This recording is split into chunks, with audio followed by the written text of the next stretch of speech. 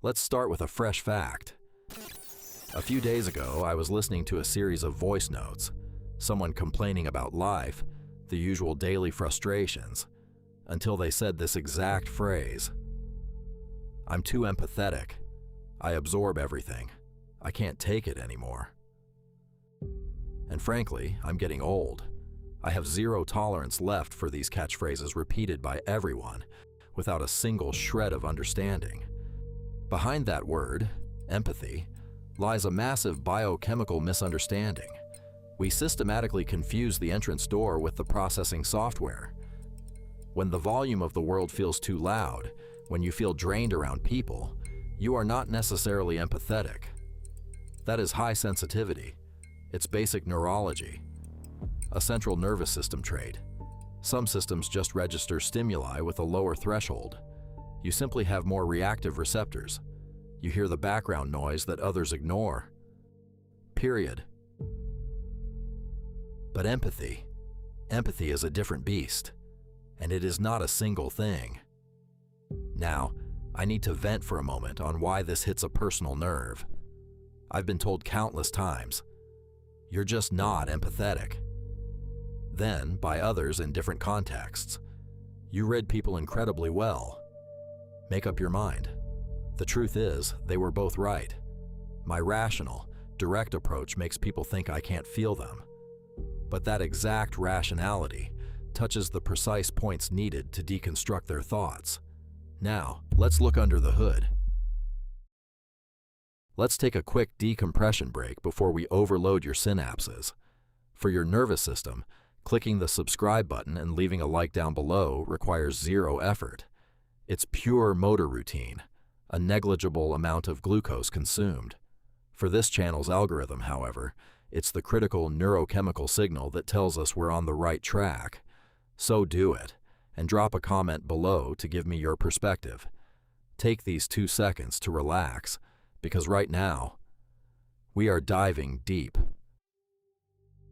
Neuroscience divides this pool into 2 completely separate neural networks. The first is affective empathy, located in the anterior insula, relying on mirror neurons, the hardware of emotional contagion. Discovered in Italy, they fire both when you act and when you see someone else act. It's pure biological reflection. If you cut your finger, I wince. If you cry, I feel a lump in my throat. Your pain invades my body. It's an involuntary simulator. The second circuit is cognitive empathy, or theory of mind. It operates higher up, in the prefrontal cortex and the temporoparietal junction. This is a cold decoding. Mirror neurons make you feel the lump in your throat, but the theory of mind explains why they are crying. It is an engineering perspective taking. It is saying, "I know exactly what is running inside your head." And here's the fatal glitch that traps us in relationships.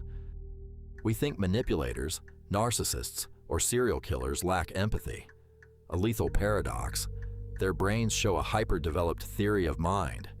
They are formidable mind readers because they lack the background noise of emotional contagion. The manipulator knows exactly which buttons to press to break you. They map your operating system, but their effective empathy is turned off. They know you suffer, but they do not feel a single milligram of your distress. They have the radar to decode you, but no brake pad to protect you. Beware of those who read your soul. Imagine a surgeon opening your chest. If they felt effective empathy for every cut tissue, they could never operate. They need high cognitive empathy to save you, but must shut down the affective side to keep their hands from shaking. Coldness is not always psychopathy. We mistake comprehension for care. But the world is full of people who read your soul just to know exactly where to drive the knife. I have learned to watch not who understands my head, but who stops when they see I am getting hurt. So stop calling someone unempathetic just because they act with cold, constructive logic. Often it happens because you aren't asking for what you actually need, which is just to be heard, not to have your head fixed. Distinguish, and stop talking nonsense. My question to you is, are we confusing the radar with the brake pad? And are you empathetic? And exactly in which way? To understand the distortion between empathy and sensitivity, we must abandon poetry. We must strip the interface and look at the hardware. Beneath the cerebral cortex, feelings do not exist, only electrical currents and biochemical configurations. Let us isolate the first module, sensitivity. Sociology calls it fragility, but neurobiology knows the truth. It is a matter of logic gates, sensor filters intentionally left wide open by evolution. This is the primary sensor, the factory alarm. In highly sensitive individuals, the amygdala is not damaged. It is simply calibrated to a higher sampling rate. It captures every microenvironmental shift, a change in tone, neon light flicker, cortisol in the air. Their brain does not run on dopamine, the neurochemical of rapid reward. They draw state from acetylcholine, the chemistry of depth. It forces sustained focus, long-term memory, calm reflection. But it comes with a cost. When the world turns up the volume, the architecture saturates. Now, shift focus to the second module, empathy. If sensitivity is an environmental sensor, empathy is a social mirroring antenna, a quantum bridge between two separate nervous systems. Mirror neurons do not filter data, they execute it. When the empath observes another human collapsing, their brain does not simply understand the pain, it runs it. The empathic algorithm downloads the file of foreign suffering and launches it locally in its own RAM. Here is the breaking point, the evolutionary trap. An individual can possess an amygdala, hypersensitive to light and noise, yet have a completely deactivated mirroring circuit. They can suffer from the chaos of the world without caring for the emotion next to them, and vice versa. Do not mistake system reactivity for human understanding. Sensitivity is a fortress, defending against the outside. Empathy is a tunnel, digging its way out. Two different hardwares, two separate cognitive destinies. Let us examine the modern battlefield.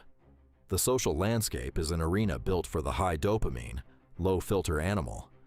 But when an organism possesses both hypersensitivity and high empathy, the internal architecture faces structural collapse. This is the curse of the uncalibrated mind.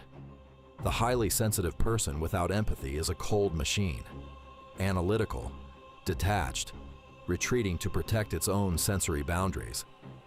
The empath without sensitivity is a chaotic soldier, bleeding out in every war, absorbing external trauma until the RAM is corrupted. But the evolutionary apex occurs when these systems achieve equilibrium, when the cortex stops reacting and starts predicting. An optimized mind does not absorb the noise of the room. It calculates the trajectory of the signal. True clarity is not a state of feeling. It is a state of awareness. The sensitive cortex creates the perimeter. The empathic antenna maps the territory. But the predictive core dictates the strategy. Protect your hardware. Honor the isolation.